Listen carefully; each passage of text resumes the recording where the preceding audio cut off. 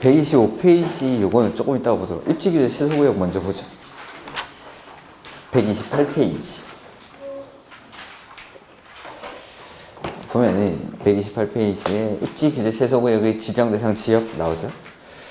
맨 앞에 관리계획의 결정권자가 지정을 합니다. 관리계획 결정권자가 도시지역에서 복합적인 토지이용을 증진시켜 도시정비를 촉진하고 지역 거점을 육성할 필요가 있다고 인정되면 다음의 어느 하나에 해당하는 지역과 그 주변 지역의 전부 또는 일부를 입지규제 최소구역으로 지정할 수 있다 라고 해서 128페이지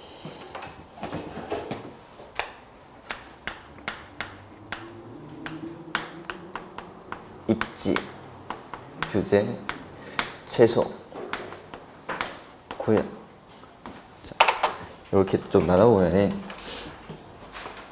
입지 이렇게 하고 규제 최소 하는 구역. 그래서 요 입지 규제 최소 구역도 용도 구역을 일종이라고 했으니까 이때 구역은 용도 구역 할 때 그 구역을 말합니다.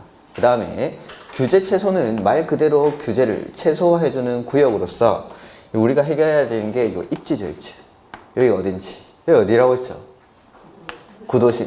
즉 입지 규제 최소 구역은 새롭게 개발을 시작하는 곳에 지정하는 것이 아니라 예전부터 이 지역의 중심지, 도심지 역할을 하던 곳입니다. 근데 너무 오래전에 개발이 되다 보니까 지금은 낙후된 지역으로 바뀌었고 그 지역을 개발을 하려고 하는데 예전의 건축 규제랑 지금의 건축 규제는 너무 많이 다르니까 지금의 건축 규제를 그대로 갖다 대면 여기를 개발을 할 수가 없더라는 거죠. 그래서 규제를 완화를 해주면서 이 구도심을 다시 살리기 위해서 지정하는 게 입지 규제 최소구역입니다. 이렇게. 그래서 지정 대상 지역들, 그 박스에 나오는데 한마디로 말하면 그냥 구도심. 그래서 뭐 일일이 다 외울 필요는 없습니다. 1번 기본계획에 따른 도심, 부도심 또는 생활권의 중심지역. 그 다음에 철도, 역사, 터미널, 항만, 공공청사, 문화시설 등 기반시설 중 지역 거점 역할을 수행할 수 있는 시설을 중심으로 주변 지역을 집중적으로 정비할 필요가 있는 지역. 그 다음에 세 번째, 3개 이상의 노선을 교차하는 대중교통 결절지로부터 1km 이내에 위치한 지역. 그 다음에 네 번째, 정비법에 따른 노후불량 건축물이 밀집한 주거지역 또는 공업지역으로 정비가 시급한 지역. 그 다음에 다섯 번째, 도시재생 활성화 지원 지역 중 같은 법에 따른 도시경제 기반형이라고 되어 있는데 그 밑에 근린 재생형 은 X 이렇게 하나 써두시죠. 기출문제니까. 도시경제 기반형이지 근린 재생형이 아니다. 이렇게. 그러니까 그 위에 지정 목적에 보면은 요게 그 지역 거점 육성이 목적입니다. 입지규제 최소구역은 거점 역할을 해야 되는데 근린 재생형이라는 건 말 그대로 근린 지역에서 소규모로 개발 사업을 하는 겁니다. 그러니까 도시경제 거기 보면은 도시재생 활성화 및 지원에 관한 특별법에 따른 도시재생 활성화 지역은 그 법에 가면 크게 두 가지로 구분합니다. 지금 나오는 도시경제 기반형이랑 근린재생형 이렇게 두 가지로 구분하는데 그 중에서 지역 거점을 육성할 때 필요한 건 요거 도시경제 기반형 활성화 계획을 수립하는 지역. 그래서 근린재생형 이렇게 한번 바꿔낸 적이 있습니다. 그러니까 근린재생형은 아니다 라고 표현을 해주시고 그 다음에 개정사항 호집 가지고 계십니까? 거기 4번에 보면은 입지규제 최소구역 지정대상 지역이 하나 추가됐죠. 뭐 크게 중요한 건 아닙니다. 이거는. 그래서 그 밖에 창의적인 지역개발이 필요한 지역으로서 대통령령으로 정한 지역이라고 돼 있죠. 그래서 그거를 하나 추가해 주시면 되는데 귀찮으신 분 안 써도 됩니다. 뭐 중요한 거 아니니까. 그 다음에 입지규제 최소구역 계획의 내용 이렇게 나오는데 자, 입지규제 최소구역은 먼저 어디를 개발할지를 지정을 합니다. 지정을 하고 나서 이 지정된 입지규제 최소구역을 어떻게 개발할지에 대한 내용은 입지규제 최소구역 계획에 들어갑니다. 계획에. 그래서 지정을 하고 거기에 맞는 입지규제 최소구역 계획을 수립을 합니다. 그래서 계획에는 이러한 내용이 포함되어야 한다라는 거죠. 이 지역을 어떻게 개발할지에 대한 내용이 들어갑니다. 첫 번째, 건축물의 용도, 종류 및 규모 등의 제한. 이게 건축 제한이죠. 건축 제한. 어떤 건물 지을 수 있고 몇 층까지 지을 수 있고 이런 것들이 들어갑니다. 계획에. 그 다음에 건폐율, 용적률, 높이 이런 것들.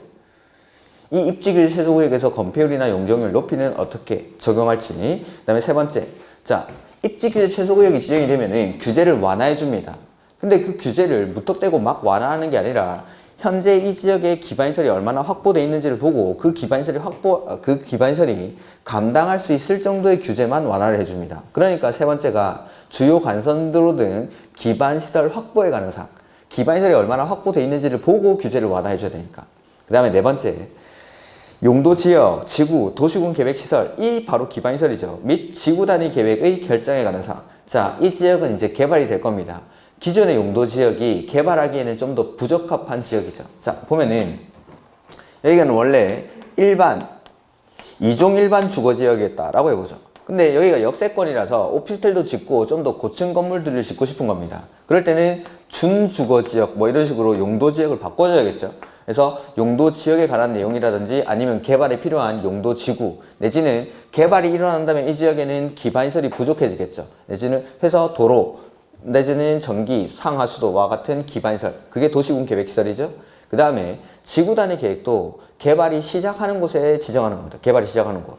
여기도 개발을 시작하겠죠. 규제를 완화해주면서. 그래서 이 지역을 좀 더 합리적으로 이용하기 위해서는 지구 단위 계획에 관한 사항들, 이런 것들도 계획에 포함될 수가 있다라는 거. 아직 나온 적은 없지만 뭐 충분히 나올 수 있는 문제들입니다. 이런 것들을. 그 다음에 여기서는 규제를 완화를 해주니까 다른 법률 적용의 완화나 배제에 관한 사항들, 요 5번에 나와 있죠.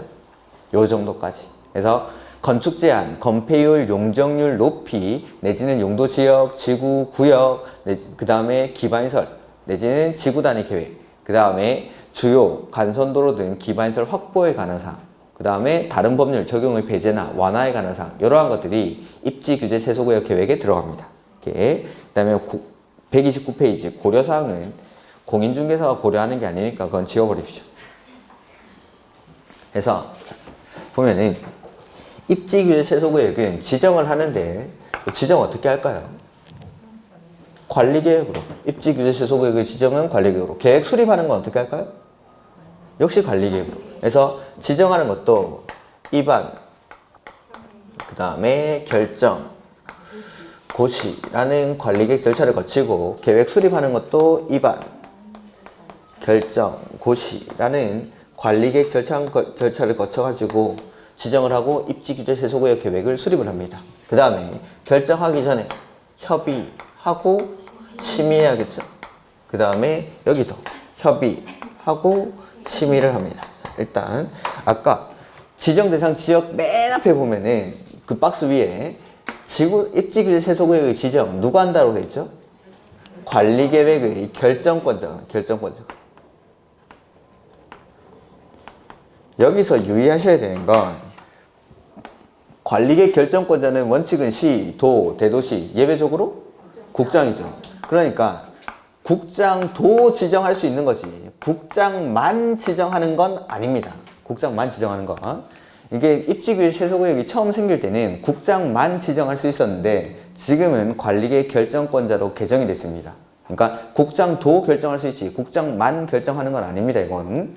그 다음에 129페이지의 4번 건축 제한 완화 및 비용 부담 보시면은 입지규제 최소구역 계획 수립 시 용도, 건폐율, 용적률 등의 건축 제한 완화는 기반시설 확보 현황 등을 고려해서 적용할 수 있도록 계획하고, 그러니까 무턱대고 완화해 주는 게 아니라고 했죠. 그래서 기반시설을 내가 얼마나 확보할 수 있고 그 기반시설이 감당할 수 있을 정도의 규제만 완화를 해줍니다. 그리고 시도지사, 시장군수, 구청장은 입지규제 최소구역에서의 개발사업 또는 개발행위에 대해서는 입지규제 최소구역 계획에 따른 기반시설 확보를 위해서 필요한 부지 또는 설치, 밑줄, 비용의 전부 또는 일부를 개발행위 하는 사람한테 부담시킬 수 있습니다. 그러니까 규제가 완화되면서 개발행위가 일어날 테니까 그 개발행위를 하는 사람에게 이 지역에 필요한 기반시설의 설치 비용이나 부지를 부담을 시키겠다는 거죠. 다만 그 비용을 부담시킨다 하더라도 토지 가치 상승분을 초과하지 않는 범위 안에서만. 그 다음에 5번 관계 행정기관의 장과 협의라는 게 나오죠. 자, 결정권자는 관리계획을 결정하기 전에 잘 모르는 사항에 대해서는 협의 요청을 하겠죠. 관계 행정기관장에게. 그리고 이 입지규제 최소구역 말고 다른 데서는 이 협의 요청을 받은 관계 행정기관의 장이 답변 줄 때 대부분 며칠이었죠? 30일이었는데 여기서는 10일입니다. 10일. 그 30일을 기억하는 게 아니라 요걸 기억하고 30일이 아닌 거. 이렇게. 그래서 입지규제 최소구역에 관한 관리계획 결정을 할 때에는 협의 요청을 받은 관계 행정기관의 장이 답변 주는 기간이 10일. 다음 페이지.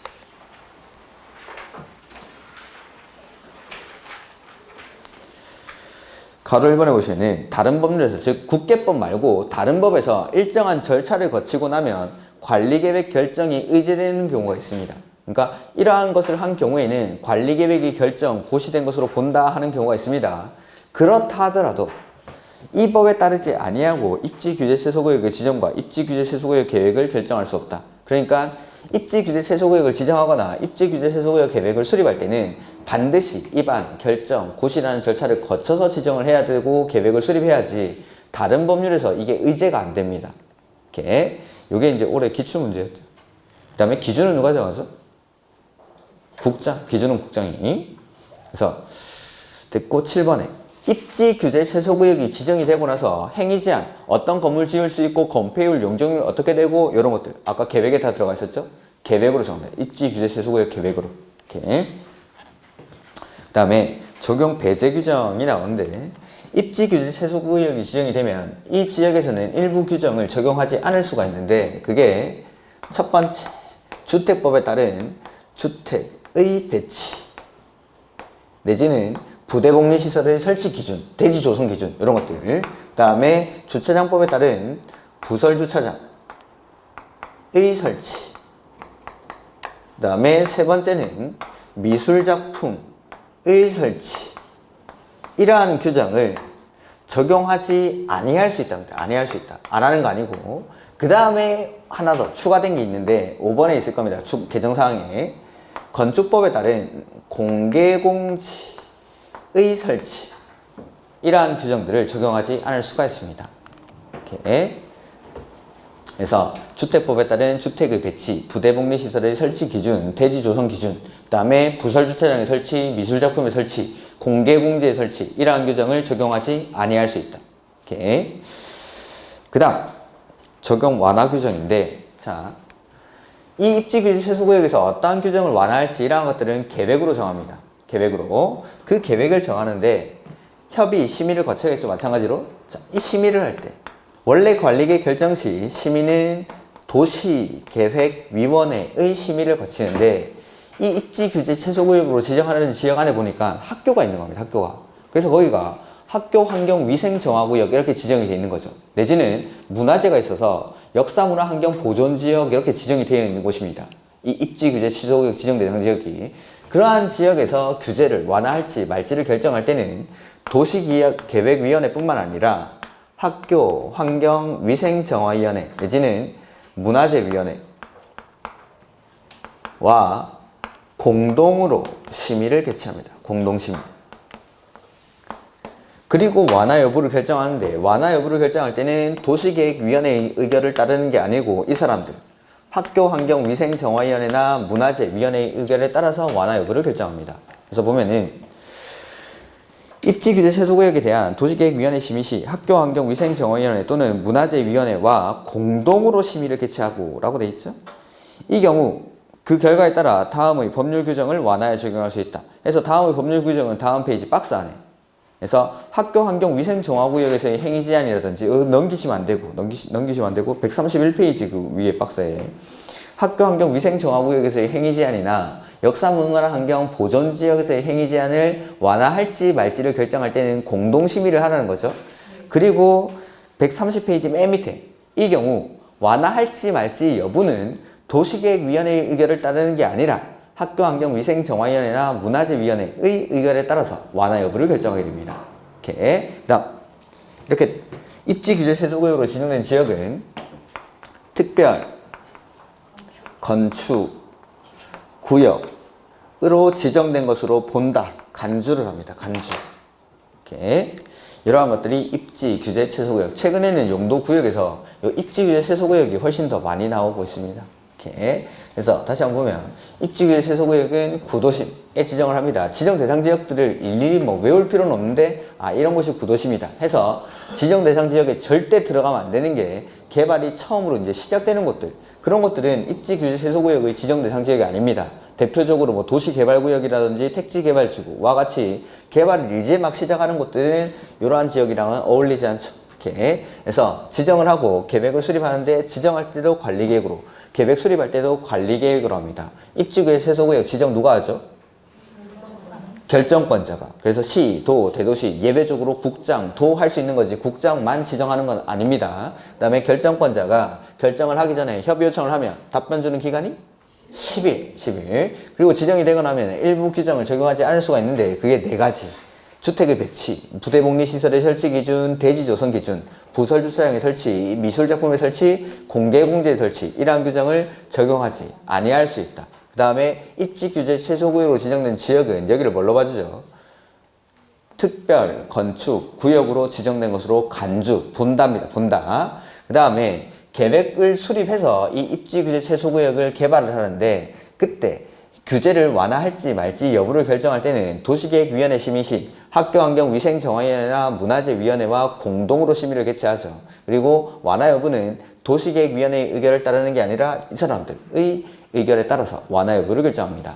그 다음 입지규제 최소구역은 다른 법률에서 관리계 결정을 의지하고 있는 경우에도 이것만큼은 의제가 안 됩니다. 그러니까 입지규제 최소구역을 지정하고 입지규제 최소구역 계획을 수립할 때는 반드시 관리계 결정 절차를 거쳐서 지정을 하고 계획을 수립을 해야 된다라는 거, 요 정도.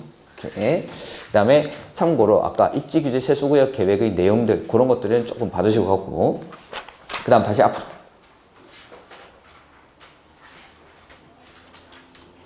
(125페이지)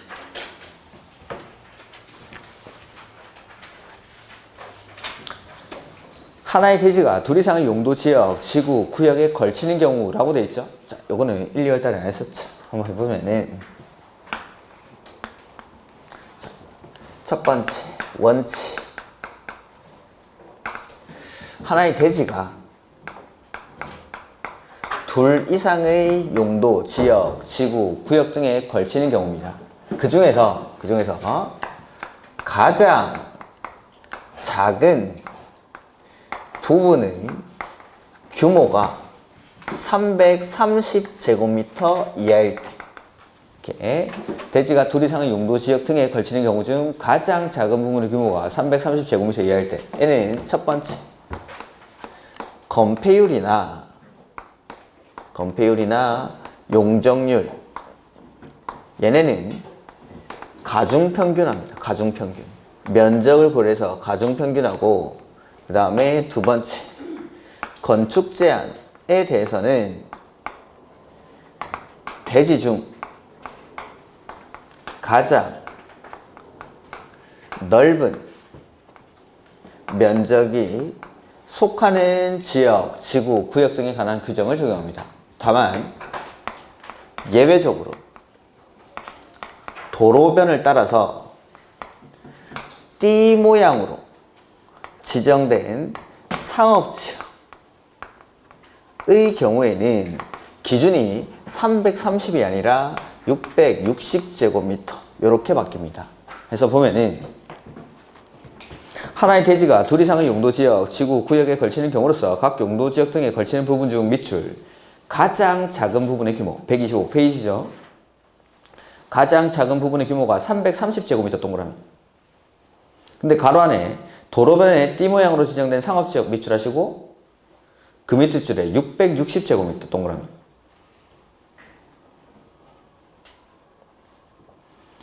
이하인 경우 N은 전체 대지의 밑줄, 건폐율이나 용적률 밑줄, 건폐율이나 용적률.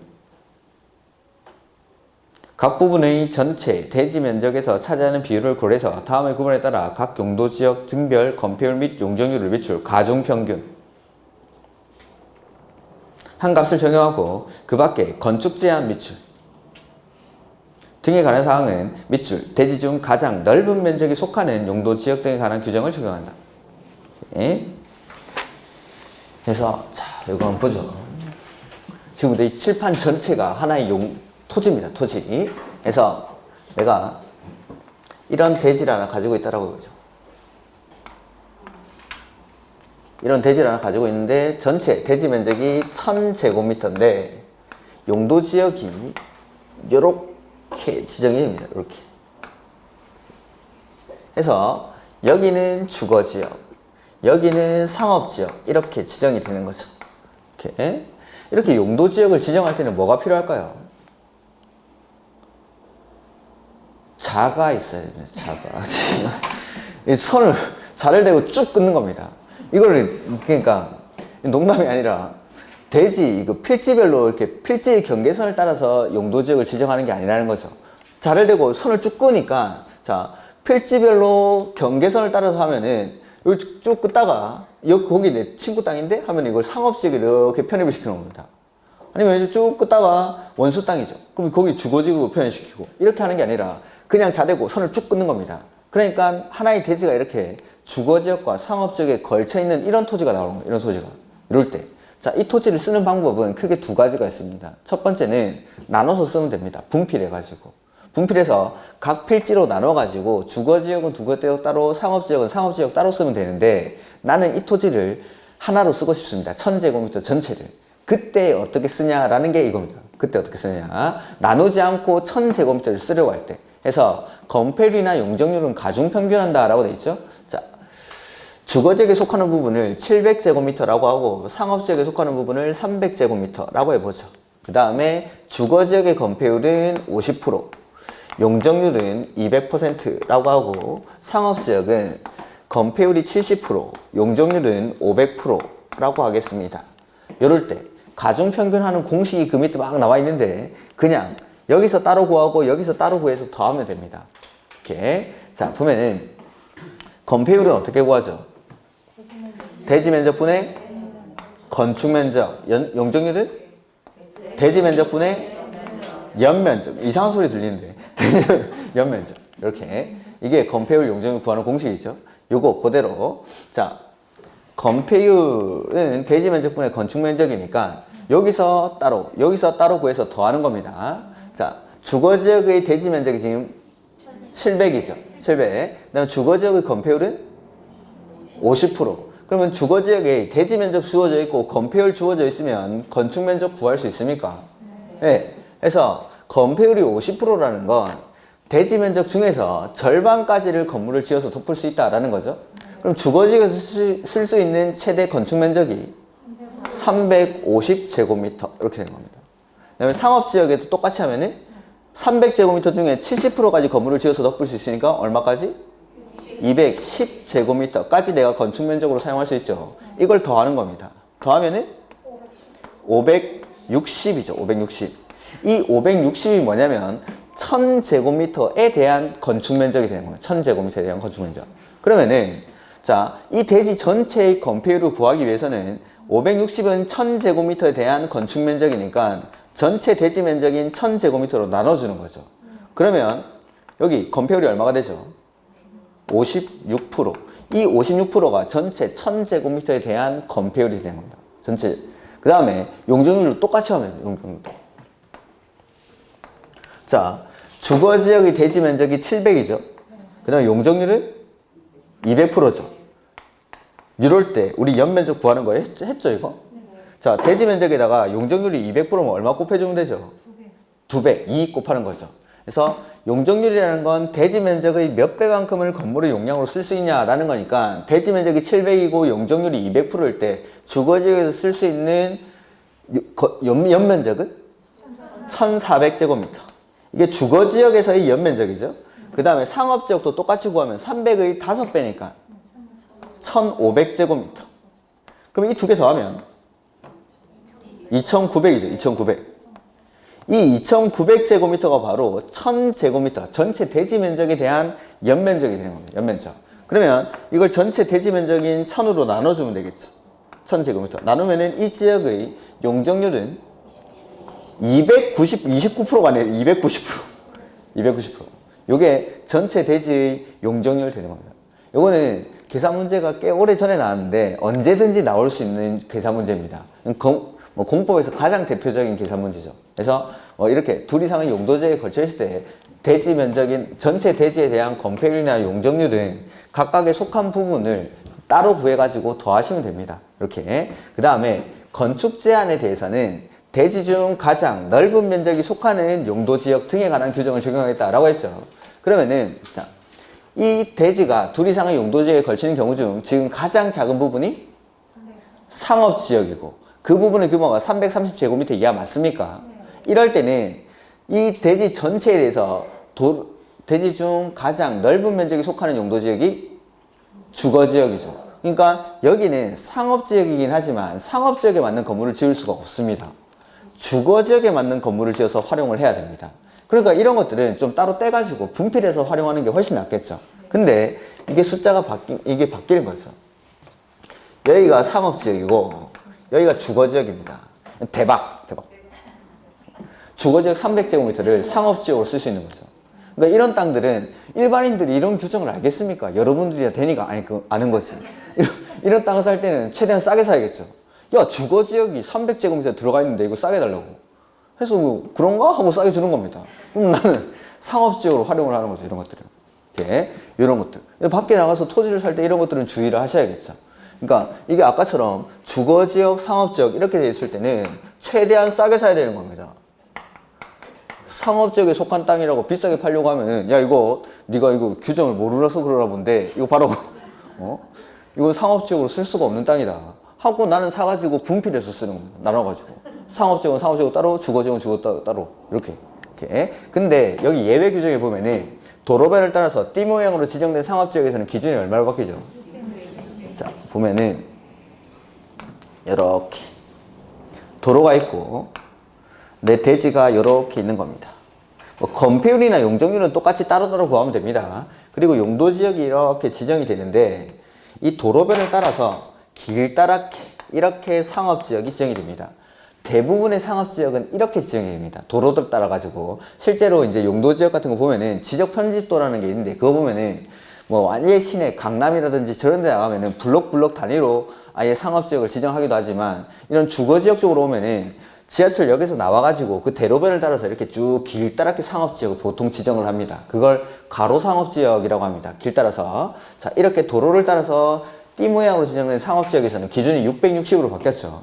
자, 여기 주거지역이고 여기 상업지역인데 상업지역이 400제곱미터 그리고 주거지역을 600제곱미터라고 해보죠. 뭐 건폐율이나 용적률은 따로 구하면 되는 건데 자, 대지 중 가장 작은 부분이 지금 어디입니까? 상업지역이고 도로변을 따라서 지정된 상업지역에서는 기준이 얼마로 바뀐다고 했죠?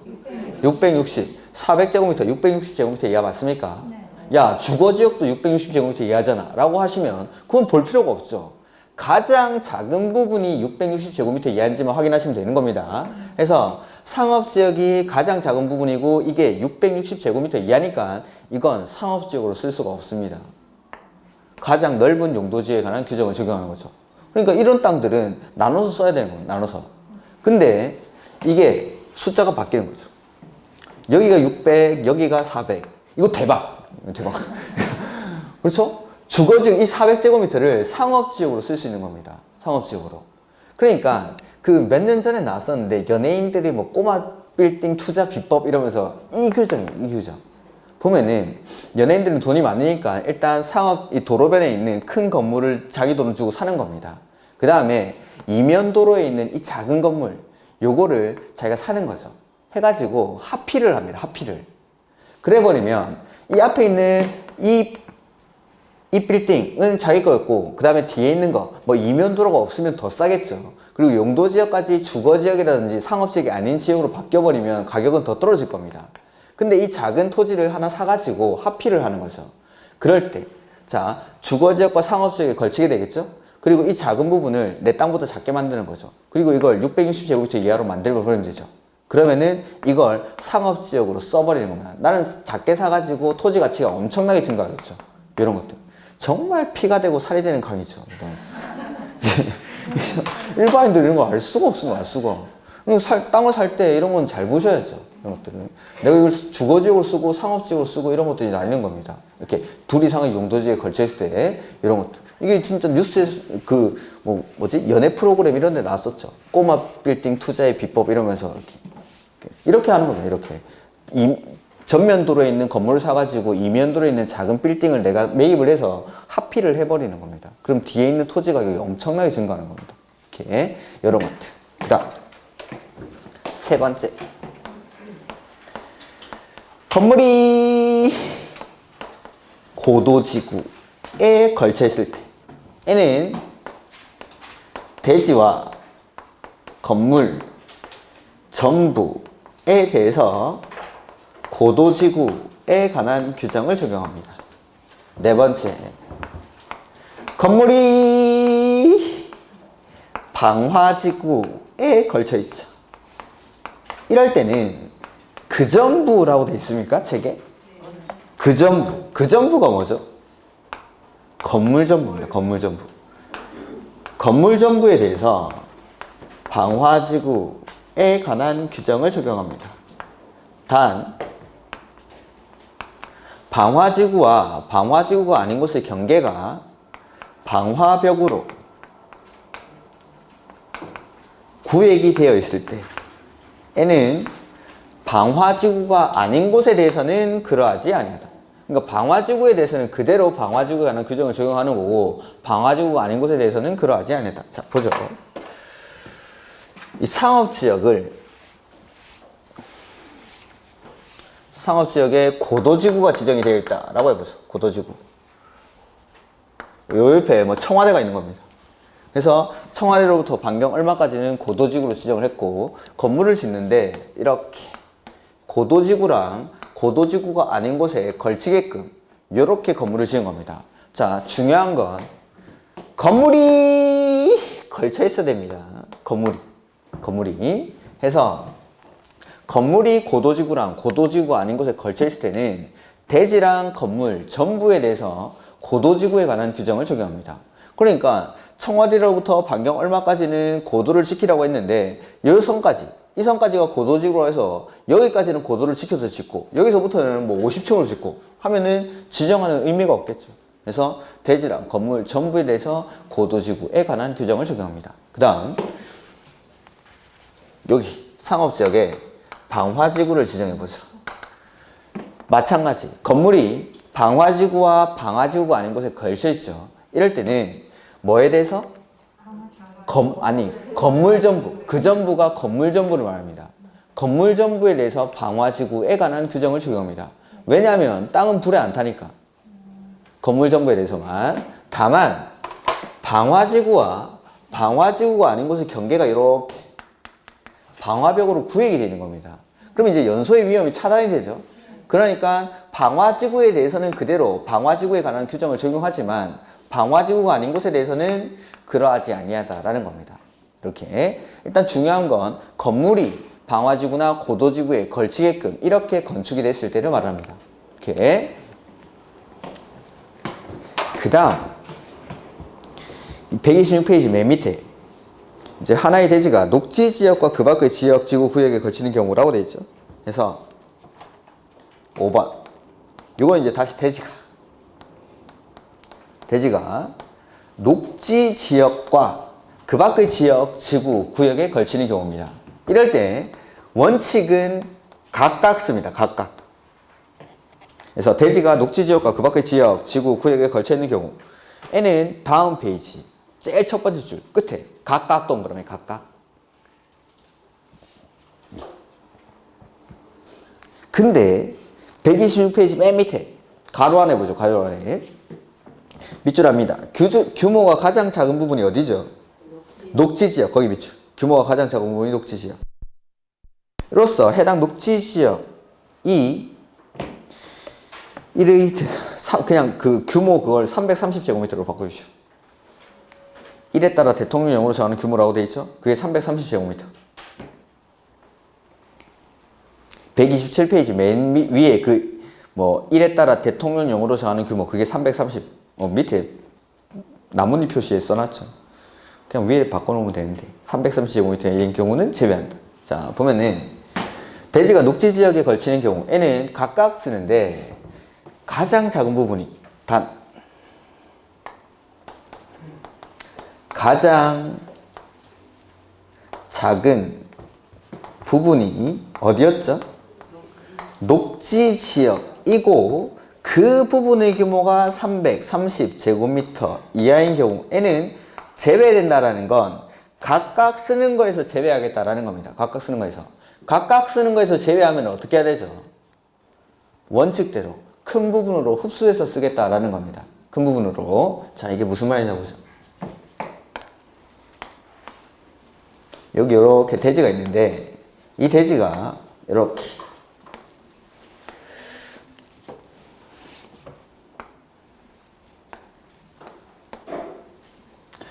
여기가 녹지지역, 여기가 주거지역 이렇게 지정이 되어 있는데 녹지지역에 속하는 부분이 800제곱미터, 주거지역에 속하는 부분이 200제곱미터 이렇게 해보죠. 녹지지역과 그 밖의 지역, 지구, 구역에 걸쳐 있으면 원칙 어떻게 쓰죠? 각각. 그러니까 녹지지역은 녹지지역 따로, 주거지역은 주거지역 따로 쓰면 됩니다. 건축 제한에 대해서는. 그러니까 녹지지역에는 녹지지역에 맞는 건물을 짓고 주거지역은 200제곱미터라 하더라도 주거지역에 맞는 건물을 지어서 활용할 수 있습니다. 다만 이게 바뀌는 거죠. 여기가 주거지역이고 여기가 녹지지역입니다. 자, 가장 작은 부분이 어디죠? 녹지지역이고 이 부분의 규모가 330제곱미터 이하 맞습니까? 이럴 때는 각각에서 제외되니까 이 녹지지역을 큰 주거지역으로 흡수해서 쓰겠다라는 겁니다. 그러니까 지금 보신 녹지지역에 관련된 규정은 개인의 사유재산을 보호하기 위한 규정입니다. 자, 아까처럼 여기 큰 부분이 녹지지역이고 작은 부분이 주거지역입니다. 근데 200제곱미터나 되는 주거지역을 녹지지역으로 흡수해서 써라 이래버리면은 재산 가치가 엄청나게 떨어지겠죠. 그러니까 사유재산을 보호해주기 위해서 이러한 녹지지역이 아닌 지역들은 따로 쓰게 해주는 겁니다. 근데 반대로 가장 작은 부분이 녹지지역일 때 이것도 마찬가지 사유재산을 보호하는 취지입니다. 자, 예전에는 녹지지역에 걸쳐 있으면 무조건 각각 썼습니다. 이 단서 규정이 없었습니다. 이건 최근에 만들어진 건데 녹지지역에 걸치는 토지들은 무조건 각각 쓰라는 거죠. 그러니까 이렇게 뭐 200제곱미터 정도 되면은 그래도 60평이 넘으니까 뭐 지을 수 있는데 아주 작은 녹지지역들입니다.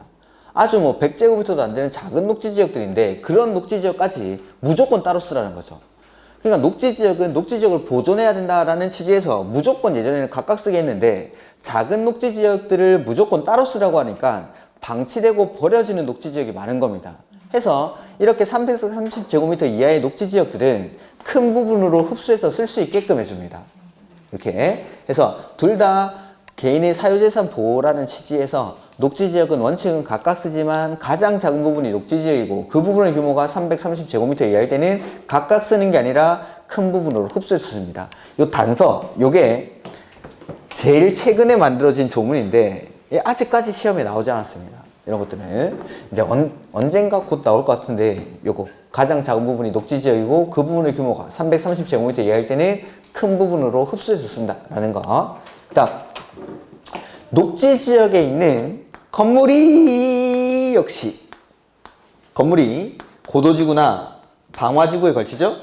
자, 녹지지역은 원칙 아까 어떻게 쓴다고 했죠?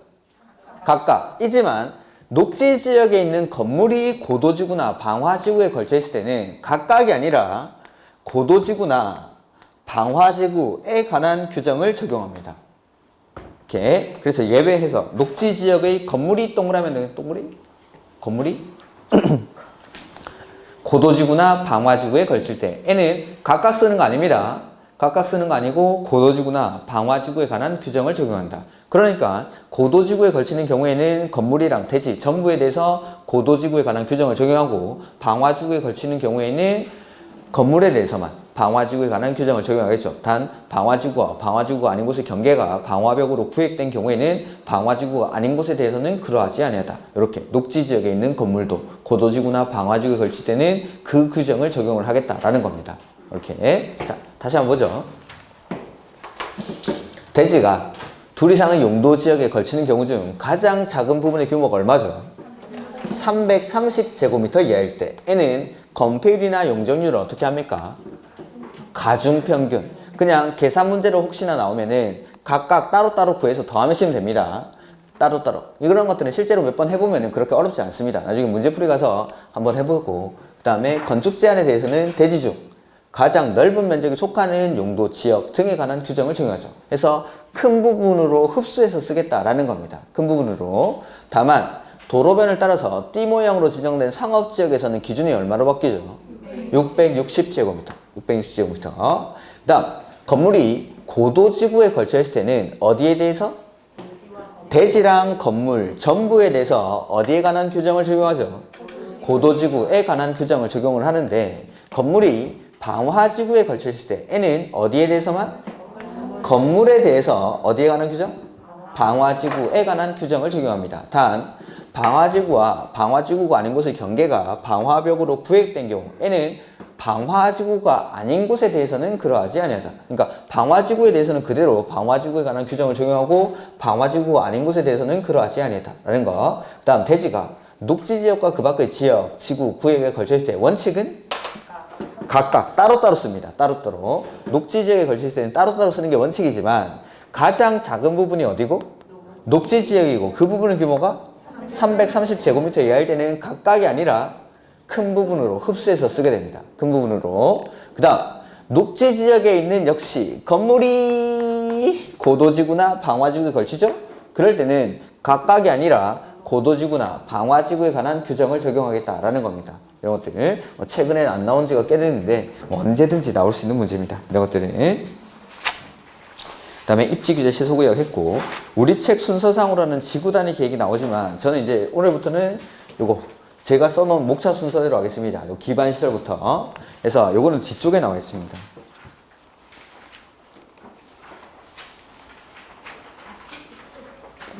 (177페이지) 도시군 계획 시설 나오죠?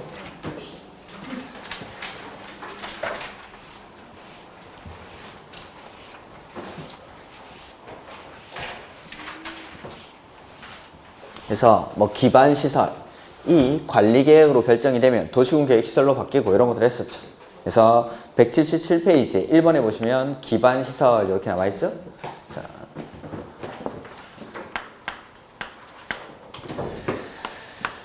기반시설을 모르시진 않을 텐데 그 기반시설 종류를 우리 법에서는 그 표처럼 정하고 있습니다. 크게는 7가지 시설로 구분하고 각각의 시설에 해당하는 기반시설 종류가 거기 연결되어 있죠. 이러한 기반시설들이 관리계획으로 결정이 됩니다. 그러면 이 기반시설을 뭐라고 부르죠? 도시, 군, 계획. 이상한 말 하지 말고 거기 못 도치 보죠. 도시군 계획시설. 노트 이거 나와있죠? 기반시설의 관리계획으로 결정이 되면은 그걸 도시군 계획시설 이렇게 부르죠. 도시군 계획시설. 이렇게. 그 다음에 이 관리계획으로 결정된 도시군 계획시설을 설치, 정비, 개량하는 사업을 뭐라고 하죠? 도시, 군, 계획, 시설, 사업을 한다라고 합니다. 도시군 계획시설 사업. 이렇게. 그 다음에 여기 나와 있는 도시군 계획시설 사업이랑 개발법에 의한 도시, 개발, 사업, 그 다음에 재개발, 재건축과 같은 정비사업 이렇게 3가지 사업을 묶어서 이 3가지 사업을 뭐라 부르죠? 도시, 군, 계획, 사업. 아까 시가와 조정구역 할 때 이게 나왔었죠? 시가와 조정구역 안에서 행위제한 나오면은 크게 2가지로 구분하죠. 도시군 계획사업과 비도시군 계획사업. 그때 나오는 이 도시군 계획사업이 요 3가지 사업. 도시군 계획 시설사업, 도시개발사업, 정비사업을 묶어서 도시군 계획사업이라고 합니다. 도시군 계획사업. 이런 용어들은 뭐 용어의 정의 문제가 나왔을 때 제일 정답으로 많이 냈던 것들이니까 반드시 기억을 하셔야 됩니다. 이렇게 뭐 거기에는 또 하나 적혀 있겠죠. 도시군 계획시설로 결정을 해놓고 나서 이걸 사업을 안 하고 장기간 무단 방치하게 되면 권리 침해가 발생하고 거기에 대한 구제 수단으로 나오는 게 매수 청구권 등이라고 해서 3가지 제도가 나옵니다. 그건 아마 다음 주에 할 것 같은데 아무튼 그런 것들까지 이렇게 요 기본적인 용어들은 반드시 정리를 하셔야 됩니다. 이렇게. 자, 그 다음. 해서 보면은 기반시설의 종류가 나오죠? 요 기반시설의 종류는 당연히 외우셔야 됩니다. 다음 중 기반시설의 종류와 그 연결로서 뭐 틀린 것을 이런 것들이 시험에 자주 출제가 됩니다. 근데 뭐 당연한 것들 이런 것들까지 외울 필요는 없고 이런 것들도 교통시설이야? 이런 것들 위주로 제가 몇 가지 체크해 드렸죠. 보면은 교통시설은 앞에 도로, 철도, 항만, 공항, 주차장, 자동차 정류장, 궤도, 그 다음에 뭐 이런 것들까지는 당연히 교통시설인데 그 밑에 차량 검사 및 면허시설 요거는 밑줄. 차량 검사 및 면허시설. 그 다음에 뭐 공간시설에는 따로 볼 건 별로 없습니다. 광장, 공원, 녹지, 유원지, 공공공지 이렇게. 유통 공급시설에는 유통 업무 설비, 그 다음에 수도 요거는 체크. 수도. 근데 하수도는 뭐였죠? 환경 기초시설. 수도는 유통 공급시설이지만 하수도는 환경 기초시설에 있습니다. 맨 밑에. 그 다음에 전기, 가스, 열 공급설비, 방송통신시설 이렇게 되어 있는데 그 밑줄. 방송통신시설. 유통공급시설. 그다음에 공동구 밑줄, 시장 밑줄.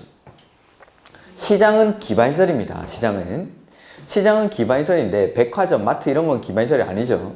시장은 기반시설.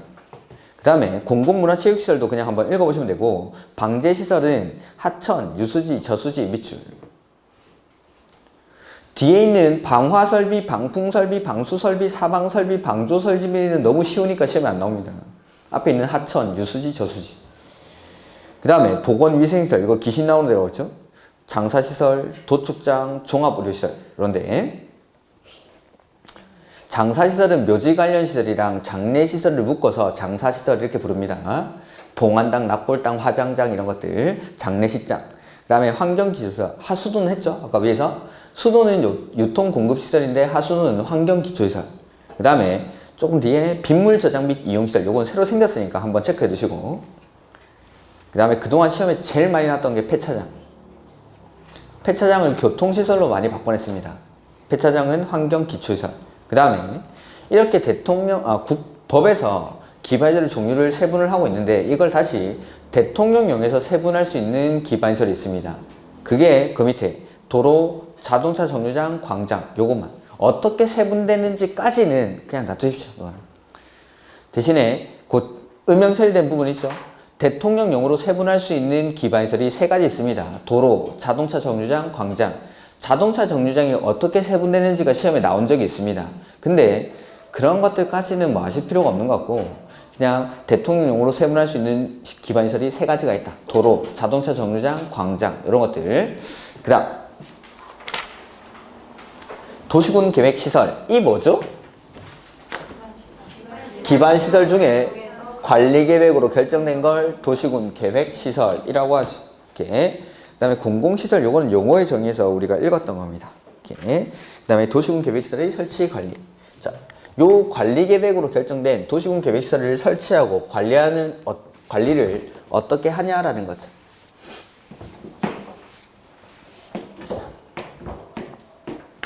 도시군 계획 시설의 논점은 설치랑 관리, 이렇게 2가지로. 도시군 계획시설을 설치할 때 어떻게 해야 되죠? 관리계획으로. 원칙은 관리계획으로 결정을 해야 됩니다. 그러니까 이게 무슨 말이냐면, 도시군 계획시설을 설치하기 위해서는 미리 그 전에 기반시설을 미리 관리계획으로 결정을 해야 된다, 이런 뜻입니다. 보면은 원칙, 지상, 수상, 공중, 수중, 지하에 기반시설을 설치하려면 그 시설의 종류, 명칭, 위치, 규모 등을 미리 관리계획으로 결정해야 도시군 계획시설로 바뀌겠죠. 그리고 이렇게 도시군 계획시설로 바뀌고 나서 이걸 설치해야 도시군 계획시설 사업이 되는 겁니다. 그래서 도시군 계획시설 사업이라 하면 기반시설을 설치, 정비, 개량하는 게 아니었죠. 도시군 계획시설 사업이라 하면 기반시설이 아니라 요거 도시군 계획시설을 설치, 정비, 개량하는 사업을 도시군 계획시설 사업이라고 합니다. 이렇게. 그 다음에 원칙은 관리계획으로 미리 결정을 해야 되는데, 예외적으로 미리 관리계획으로 결정하지 않더라도 설치할 수 있는 기반시설이 있습니다. 그 밑에 박스에 나와 있죠? 다 외우실 필요 없고, 이런 것들은 다음에 어떻게 푸는지는 말씀을 드릴 겁니다. 그러니까 원칙은 관리계획으로 하는데 예외적으로 관리계획 절차를 거치지 않고 설치할 수 있는 기반시설이 있다까지만 이게 문제에 나오면은 어떻게 푸는지는 제가 말씀을 드릴 테니까, 원칙은 관리계획으로 해야 되는데 예외적으로 그냥 관리계획 절차를 거치지 않고 설치할 수 있는 기반시설이 있다까지만 기억하시면 됩니다. 그 다음에 3번째, 기준은 국토교통부령으로 정하는 게 2가지 있다고 했는데, 이게 첫 번째죠. 기준은 국토교통부령으로. 그래서 요거랑 환지계획의 작성 기준이라는 게 있습니다. 그 기준들은 국토교통부령으로 합니다. 도시군 계획시설의 설치에 관한 기준이랑 환지계획 작성 기준, 요 2가지는 국토교통부령으로. 다음 4번째, 보상은 어떻게 한다고 했죠? 따로 법률로 정합니다. 따로 법률로 정한다. 다음 관리를 도시군 계획시설 국가가 관리할 때는 대통령령으로, 지자체가 관리할 때는 조례로 해서 보면은, 자, 아까 1번은 읽었고 괄호 1번은 원칙. 근데 예외, 178페이지 가로 2번의 예외. 용도지역, 기반시설의 특성 등을 고려해서 다음에서 정하는 경우에는 그러하지 아니하다라고 되어 있죠. 그러니까 그러하지 아니하니까 관리계획 절차를 거치지 않고 설치할 수 있는 기반시설이 있다라는 겁니다. 그 다음에 어떤 것들인지 그런 것들은 일단 놔두시고 2번에 저 179페이지 2번에 도시군 계획시설의 결정, 구조 및 설치 기준은 누가? 국토교통부령. 도시군 계획시설의 결정, 구조 및 설치의 기준은 국토교통부령. 다음 그 밑에 보상은 따로 법률로. 그 3번의 맨 밑에 줄에 보상 동그라미 하시고 따로 법률 이렇게 하시면 되겠죠. 보상은 따로 법률로. 다음 도시군 계획시설을 관리하는데 두 번째 줄 국가가 관리할 때는 어디서? 대통령령. 지자체가 할 때는 조례로. 근데 그 대통령령의 내용이 대통령령에 가보니까 국유 재산법 에 따른 중앙 관서의 장이 관리하도록 되어 있습니다. 이렇게. 이 경우 돼 있죠. 국가가 관리하는 경우에는 국유재산법에 따른 중앙 관서의 장이 관리한다. 이렇게. 그다음 공동구죠. 공동구.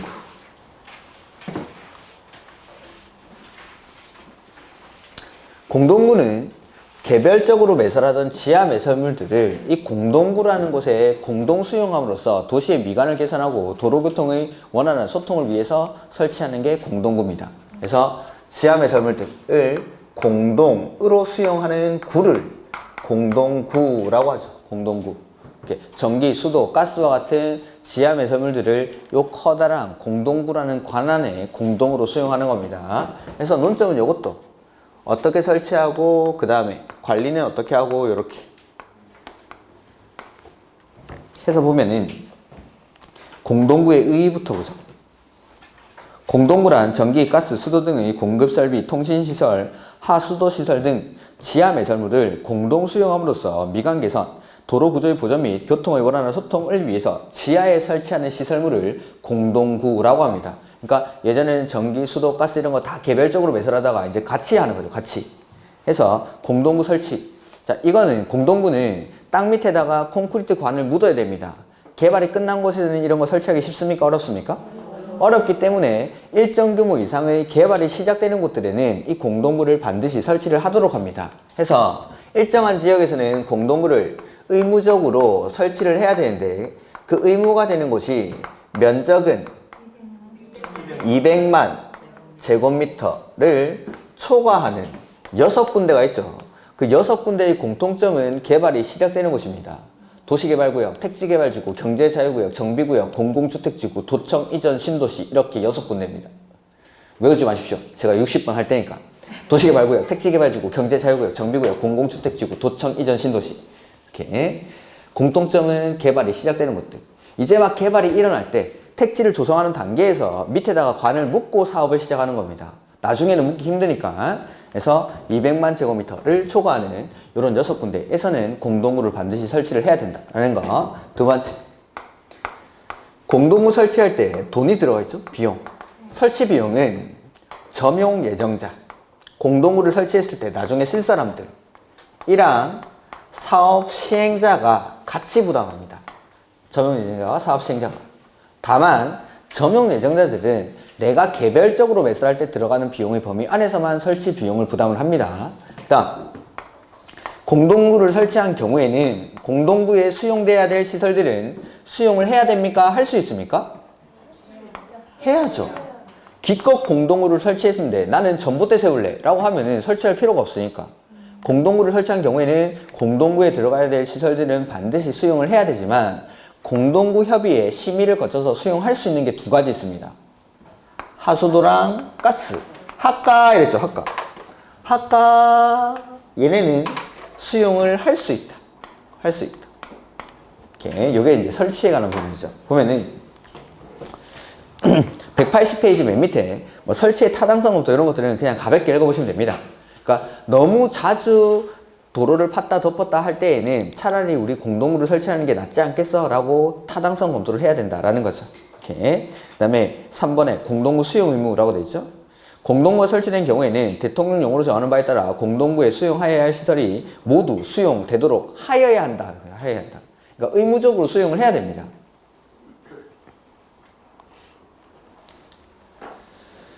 그 다음에 뭐 설치 기준 같은 건 국장이 정하는, 기준은 국장이 정하죠. 그래서 공동구에 설치해야 될 시설이 1번부터 6번까지 박스에. 근데 7번, 8번 하수도랑 가스는 어떻게 할 수 있죠? 할 수 있다. 그래서 위에 보면은 공동구 협의의 심의를 거쳐 수용할 수 있다 이렇게 되죠. 지금 어디 하고 계신지 알죠? 181페이지 중간에 있는 조문 그 박스입니다. 7번, 8번 하수도랑 가스 75, 85죠. 요거는 공동구 협의의 심의를 거쳐서 수용할 수 있다. 그 다음 이렇게 200만 제곱미터를 초과하는 6군데 도시개발구역, 택지개발지구, 경제자유구역, 정비구역, 공공주택지구, 도청 이전 신도시에서는 공동구를 설치해야 됩니까? 할 수 있습니까? 해야 되죠. 그러니까 이 6군데에서 수립하는 개발계획의 내용 안에는 공동구에 관한 사항이 반드시 포함되어야 한다라는 거죠. 이렇게. 그 4번에 이렇게 개발사업의 계획을 수립하는 경우에는 공동구 설치에 관한 계획을 포함해야 한다라는 거. 그 다음에 공동구 설치 비용. 설치 비용은 누가? 점용 예정자와 사업 시행자가 부담합니다. 다만 점용 예정자는 개별적으로 매설할 때 필요한 비용의 범위에서만 설치 비용을 부담을 하죠. 자, 공동구 설치 비용은 점용 예정자가 부담해야 한다. X. 공동구 설치 비용은 사업 시행자가 부담해야 한다. X. 공동구 설치 비용은 점용 예정자와 사업 시행자가 부담해야 한다. 이게 옳은지. 이렇게. 그 다음에 돈 없는 사람 돈도 빌려주겠다라는 게 비용의 보조 용자. 그 다음에 공동구 관리 운영의 주체죠. 자, 공동구 관리는 원칙적으로 특별시장, 광역시장, 시장, 군수가 공동구를 관리합니다. 다만 내가 직접 관리하기 힘들 때 효율적인 관리 운영을 위해서는 전문기관의 위탁도 할 수 있습니다. 그 다음 관리할 때도 이제 비용이 들어가는 거죠. 관리할 때 들어가는 비용은 이거 쓰는 사람이 냅니다. 점용 하는 자가 부담을 하는데 면적을 고려해서 관리자가 정해줍니다. 관리자가. 그래서 보시면은 공동구 관리 운영의 주체 원칙 누가 관리하죠? 특, 광, 시, 군이 관리합니다. 다만 효율적인 관리 운영을 위해서는 위탁할 수도 있죠. 마지막에. 그 다음에 공동구 안전 및 유지 관리 계획은 몇 년마다? 5년마다 수립 시행합니다. 5년마다. 그 다음에 안전점검은 1년에 1회 이상. 안전점검은 1년에 1회 이상. 공동구 협의 이런 건 됐고. 다음 페이지. 관리 비용. 관리에 소요되는 비용은 누가? 점용하는 자. 쓰는 사람이 됩니다. 뭘 고려해서? 면적을 고려해서 관리자가 정한다라고 되죠. 관리자가. 그 다음에 뭐 공동구 관리 비용은 연이에 분할 납부한다라고 되어 있고, 자, 공동구 설치 당시에 나는 설치 비용을 부담하지 않은 사람입니다. 공동구 설치 비용은 안 냈는데 내가 공동구를 쓰고 싶은 거죠. 그럴 때는 몰래 씁니까? 허가받고 씁니까? 그렇죠. 공동구 설치 비용을 부담하지 아니한 자. 이런 사람들은 공동구를 쓰고 싶을 때는 몰래 쓰면 안 되고 허가를 받아야 된다. 그렇죠? 허가를 받아야 된다. 그 다음에 뭐 점용료, 사용료는 내야 된다라는 거죠. 이게 공동구입니다. 공동구. 그래서 자, 공동구 다시 보면은 공동구를 반드시 설치해야 되는 지역이 있죠. 면적은 200만 제곱미터를 초과하는 6군데. 도시개발구역, 택지개발지구, 경제자유구역, 정비구역, 공공주택지구, 도청 이전 신도시 이렇게 6군데. 설치 비용은 누가? 점용 예정자와 사업 시행자가. 다만 점용 예정자는 개별적으로 매설할 때 들어가는 비용의 범위 안에서만 설치 비용을 부담합니다. 그 다음에 공동구를 설치한 경우 공동구에 들어가야 될 시설들은 수용을 해야 됩니까? 할 수 있습니까? 하여야 한다. 하여야 한다. 다만 하수도랑 가스는 공동구 협의의 심의를 거쳐서 수용할 수 있다라는 거. 그 다음에 공동구를 관리하는 사람은 특, 광, 시, 군이 관리를 하죠. 다만 효율적인 관리 운영을 위해서는 전문기관에 위탁할 수도 있습니다. 그 다음 공동구 안전 및 유지 관리 계획은 몇 년마다? 5년마다 수립 시행해야 되고 안전점검은 1년에 1회 이상. 그 다음 공동구 관리 비용은 누가 부담하죠? 점용하는 자가 뭘 고려해서? 면적을 고려해서 관리자가 정해주는데 공동구 설치 비용을 부담하지 않은 사람이 공동구를 쓰고 싶습니다. 몰래 씁니까? 허가받고 씁니까? 허가받아야 된다. 이런 것들. 그 다음 광역시설 간단한 거니까 요거까지 보고 쉬도록 하죠.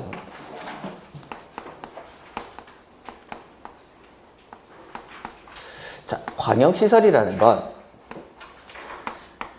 기반시설, 중에서 둘 이상의 관할구역에 걸치거나 내지는 이용하는 시설을 광역시설이라고 합니다.